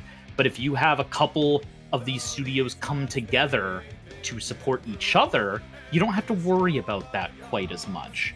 I mean, it's not quite the same thing, but we've seen a similar model work with Devolver Digital, where they are mainly focused on indie titles and, helping to fund them and do all that. And I'd like to see actual indie studios do a similar model where you have a couple big ones that can come together and they can help fund stuff underneath them. Power to the people. Power to the people, yes.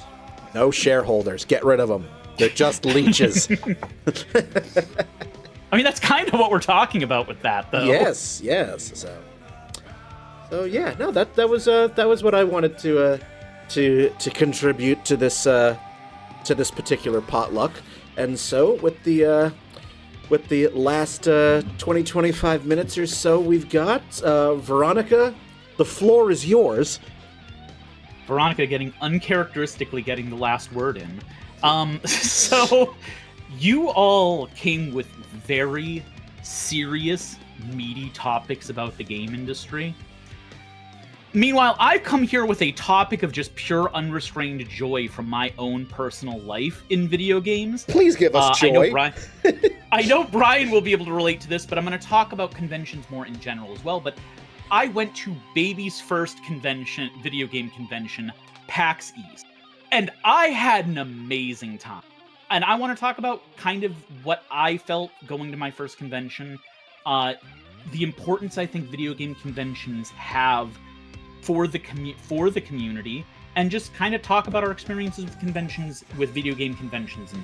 And before I go into a lot of my own stuff, you guys want to talk about your experience with video game conventions? What ones you guys have been to? Don't all jump on it, you guys. I've not been. I've been to anime conventions. I've been to C2E2 once. I've not been to a video game convention like where it's a like a PAX or a like game dev or Gamescom sort of thing. I've been not specifically to the plugged version of PAX. I have been to the unplugged version of PAX multiple times now. And during my times of playing Magic competitively, they had cons. Basically, the tournaments themselves also had cons attached to them that were Magic based. So there was like a lot of events going on beyond just the main tournament. So I have a lot of experience with those kind of events, but just not that specific one. Absolutely. And that'll be perfectly valid, because I do want to kind of talk in general. Not that I don't already know, but would you like to tell the viewers about your experience, Brian? I mean, I have been to, let's see, so the first PAX East was in 2010. My first one was in 2011. And I've been to every PAX East since, except for 2 of them. Yeah, I've been to, so, yeah, so I've missed, in all of PAX East's existence, I have missed 3. So I was not at the original one. I skipped one because it was it was the same weekend as Easter, and I didn't want to hear it from my mother-in-law back when I still cared about family members' opinions. And then I missed the one in February 2020 because I just no, I missed one more after that. I missed a February 2020 because I couldn't afford it. And then I missed 2025 because it was right near the time that I was performing at Carnegie Hall, and I did not have the vacation time to swing both PAX and Carnegie Hall within like a 3-week span of each other. So no. So there have been 16 years of PAX Easts. I've missed 4. So needless to say, you are the veteran on this topic. I am, yes. But yeah, as a new person going to a convention like this, the first thing for me was just both the size and the community, being surrounded by, 10 or 15,000 of your closest friends. But I only say that semi-facetiously, in that it really is kind of special to be surrounded by so many like-minded people that you share interests with. And how that, like, I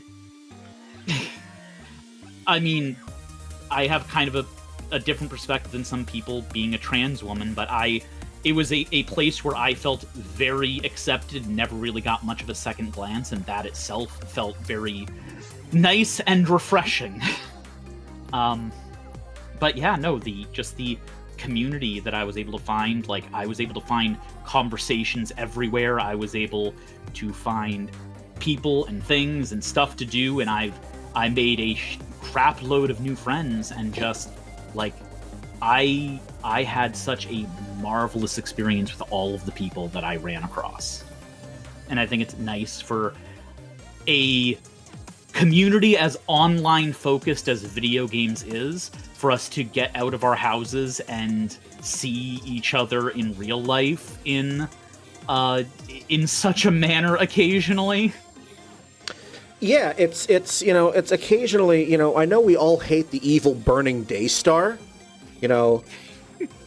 but it is very nice to be out and about amongst, like-minded individuals like that. I mean, the whole purpose, the whole reason for PAX's creation was, and PAX, for those of you who don't know, it stands for Penny Arcade Expo. It was created by the guys who create the Penny Arcade webcomic, and it was created because there at the time, there were no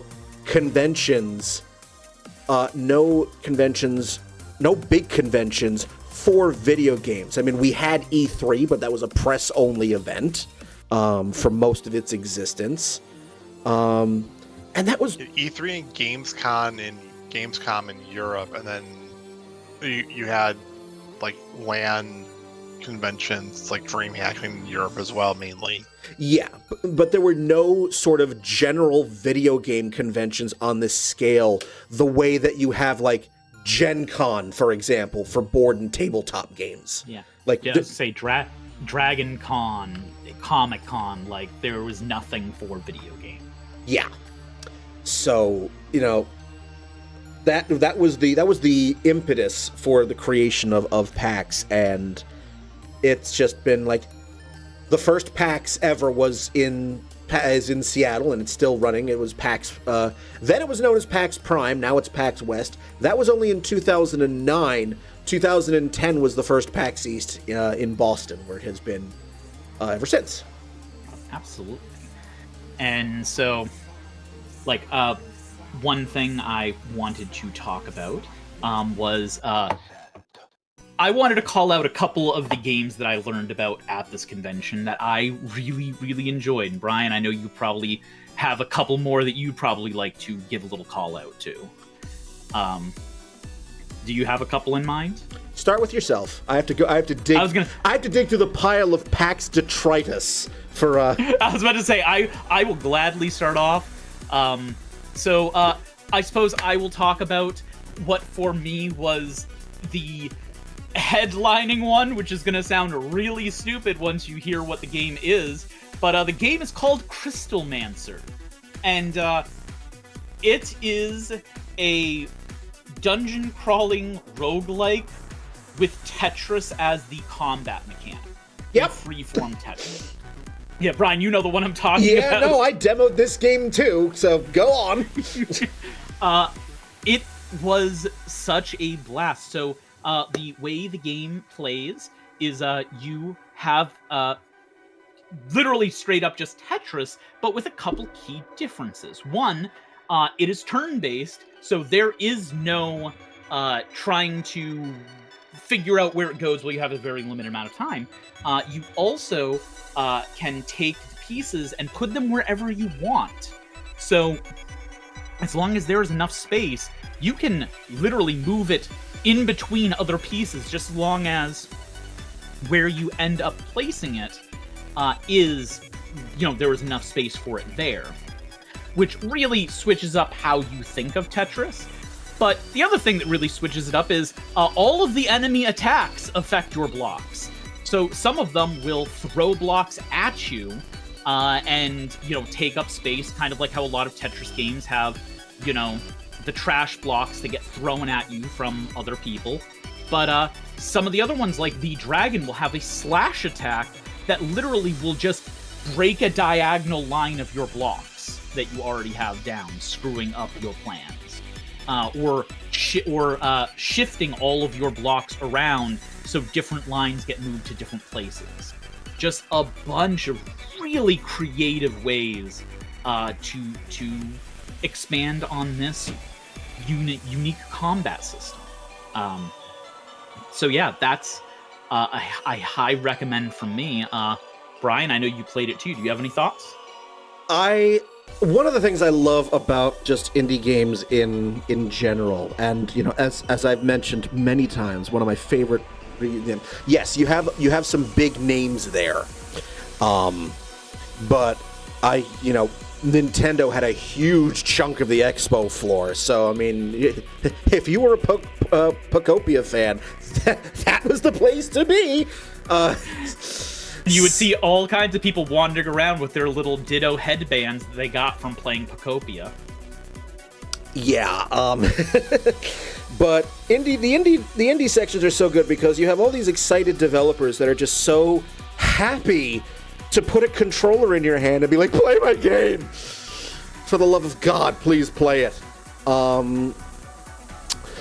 So, Crystalmancers was a lot of fun. Just the genre blurring that has become so prevalent in indie games as a whole is just wonderful to see. And I told Ethan about Crystal Mancers, and because Ethan really likes games like Tetris and Columns and things like that, I said, "Hey, how about a game where Tetris as combat?" And Ethan's like, "Oh my God, give it to me!" I see. Me and Ethan will have a new thing to bond over. Yeah.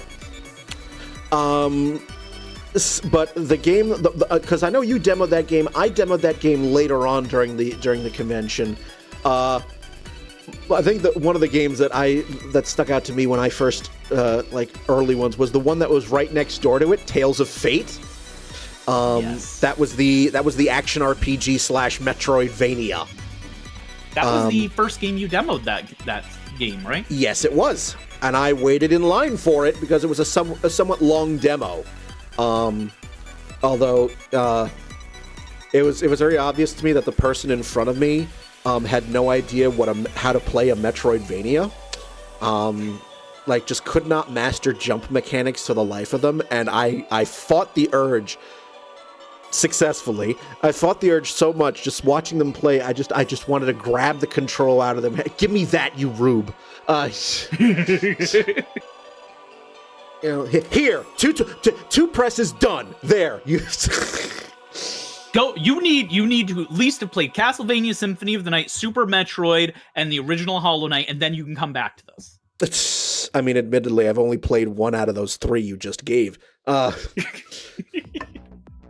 Imagine the gatekeeping. I know, I'm playing around. I know, but that was an action RPG Metroidvania. Because I do love a good Metroidvania. They're so good. There was one that you and I walked past that was basically an 8/16-bit RPG, depending on what you. Terra Nova, that's what it was. Terra Nova Legend of the Runes. I still have the card we got from the creator. Yes, so do I. It's somewhere on my desk. That one was delightful. God, just tickled my childhood brain, something fierce. So for everybody who's listening right now, so Terra Nova, the underlying mechanic it has actual game mechanics as well, but the thing that caught our eye was the game has a full 8-bit and 16-bit modes for all of the character and world designs, kind of like how in the modern Dragon Quest you can switch between the 3D and the old school graphics. It's like that, but you're switching between Final Fantasy VI graphics and Final Fantasy I graphics. Yeah. And it switches everything. That includes like the music. It has a huge job system, like Final Fantasy Tactics, but bigger. Like it just kind of tickled me, like in so many ways. It reflected so many things that from my childhood where it's like, oh, I kind of always wanted it. Oh, and you're giving it to me. I need this game. The creator was also a really nice guy. That was one other thing. And of course, they're all on because this is work for them. But like, you can tell some of the people are either not comfortable in such an atmosphere as this, or just are trying to get through it. And then you have people like him who is just very charismatic and really just seemed to love being there talking. Yeah, most of the devs were. They got to see the sun for the first time, so there was probably that. I was gonna say, when you were mentioning playing Crystal Mancers, I actually played it a second time. I came back and had Deja played it, and I got to talk to the developer while she was, and we got to kind of dig in a little bit more on like what he was trying to do with the game and things that they're still doing in development, and that was really fun as well. Having those kinds of conversations with game devs. And kind of to something I'm picking up on too is like, this is a thing that we just don't have anymore. Like, used to hear tales like this about people going to E3, and like if it wasn't for like a couple developers being stuck in an elevator, like you wouldn't have had Kingdom Hearts happen. Like, these conventions do matter to a large extent on networking and meeting people that you just would not have met otherwise. I need you to show me the exact elevator where this happens so I can destroy it. Well, I'm pretty sure with E3 being at some, it's probably in the carcass of the LA Convention Center right now. So, Shh, they don't know that. On my end, there was another game I wanted to mention. Gnaw. I don't know, did you end up running across this during your time, Brian? I saw it. I didn't demo it. Yeah.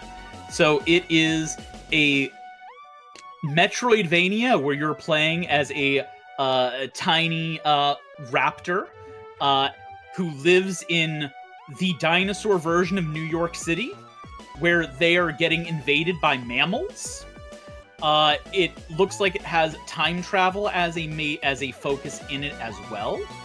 And we ran across this on the last day, Deja and I.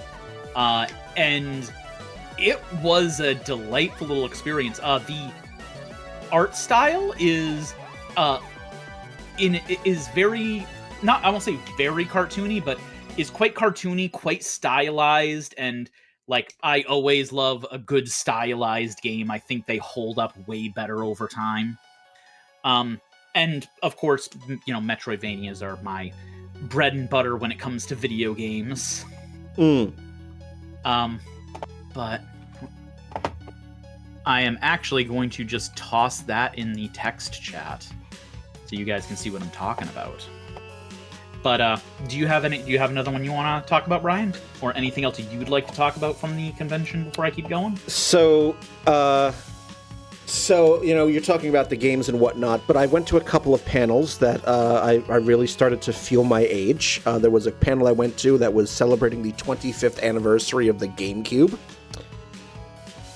Did you just crumble into dust? I thought about it. There was... It was called Our Favorite Lunchbox, 25 Years of the Nintendo GameCube, and in experiencing that panel, it made me realize how many games I missed for the GameCube. There was a lot of games that I just didn't play, mostly because I didn't know about it, and also because, you know, at that time I couldn't afford it. You know, you could only go so far on McWages. So, you know. And then I went to the drag show. There was a Pokemon-themed drag show at this PAX. It was the first drag show ever at PAX East. So the group that does drag shows at PAX West came over to this coast and did a Pokemon-themed drag show, which was hilarious and somewhat disturbing and awkward, which is everything you want out of a drag show anyway.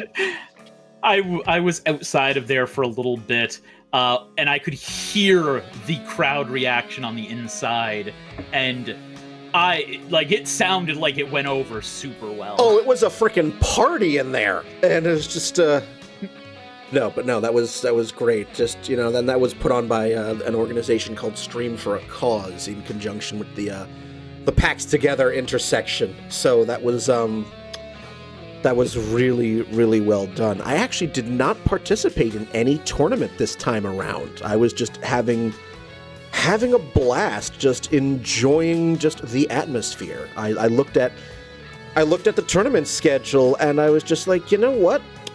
They're because I've been going to PAX for so long, it's just like the game, like the time scale keeps moving on what is considered a retro console. Like when I first started going to PAX East back in, 2011, 2012, the classic console free play areas, you could play NES, Commodore 64, Intellivision, Ataris. Now what's considered classic and retro is kind of like N64 and PS1.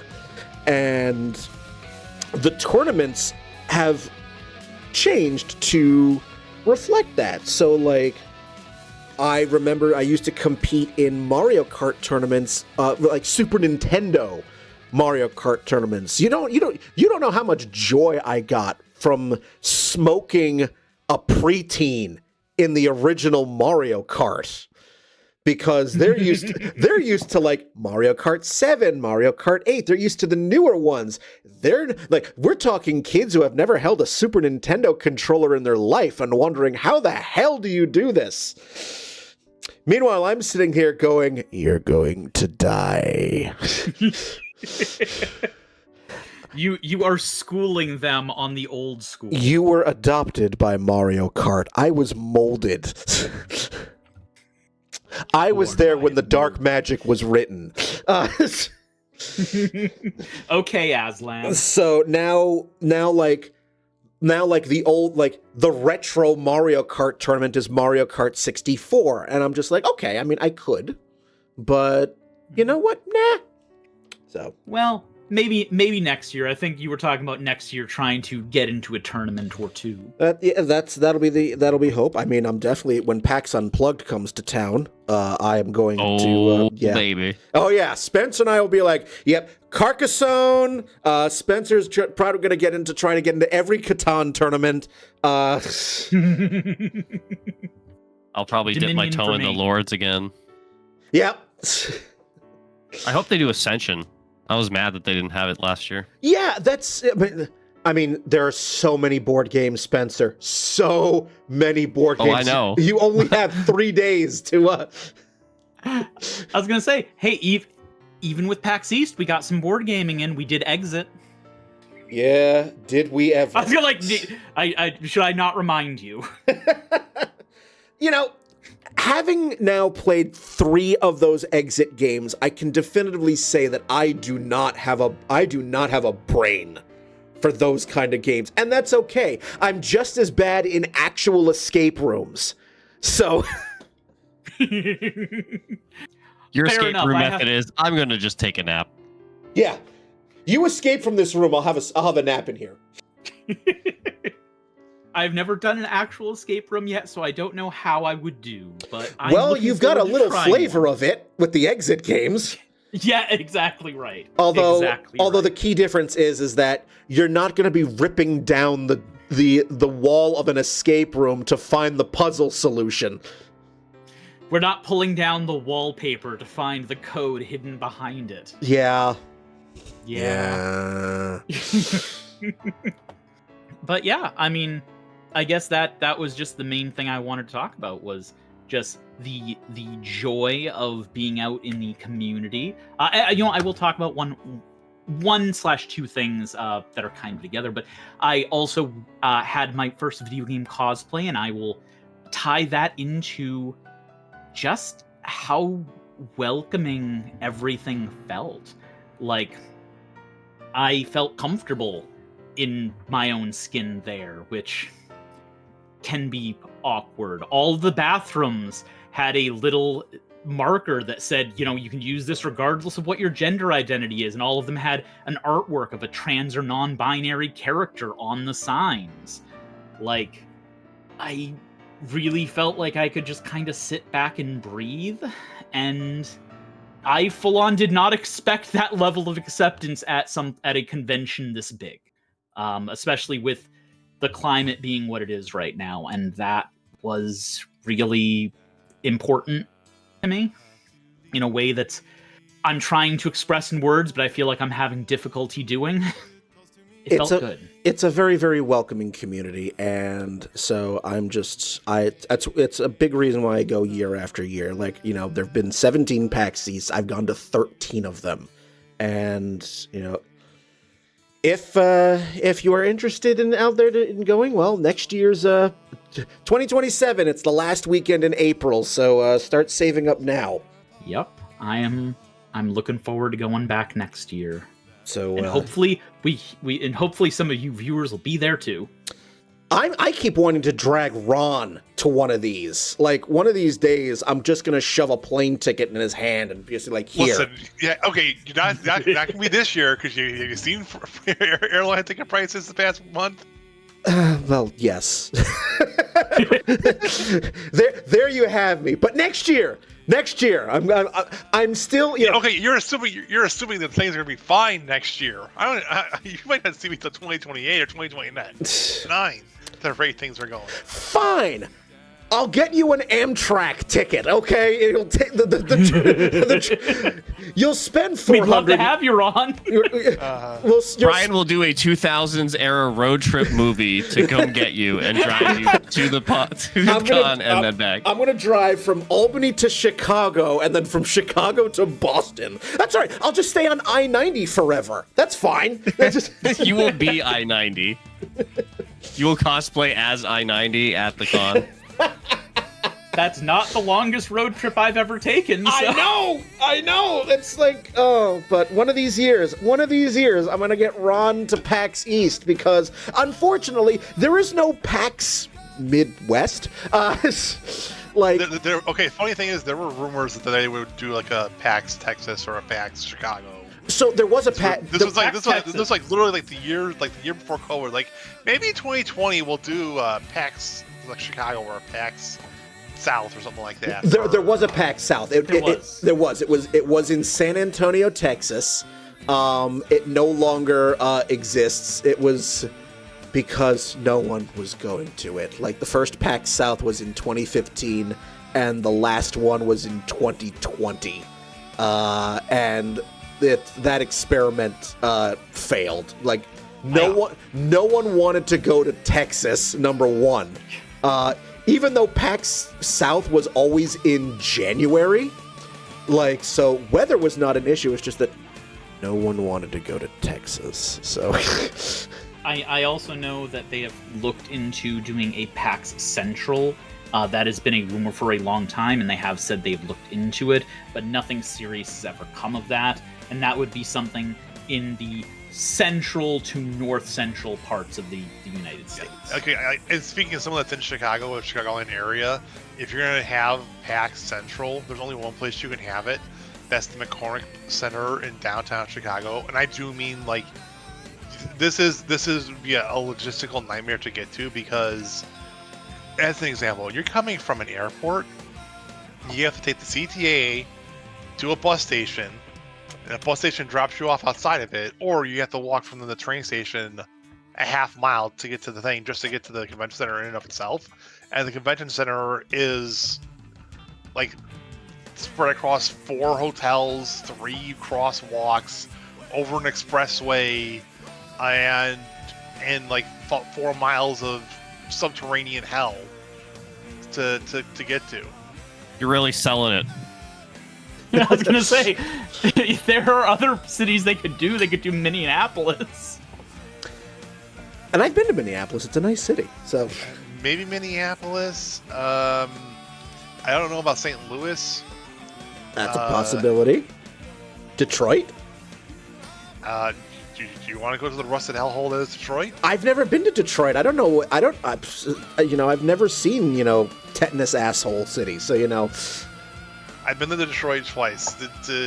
It's probably better from when I was there. Apologies to the people of Detroit. During the height of the 2010, like 2010, 2011 era, when like all the car companies were folding up and shipping out of there.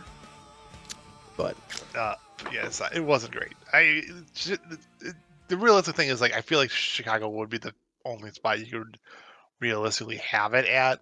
It's just not amazing.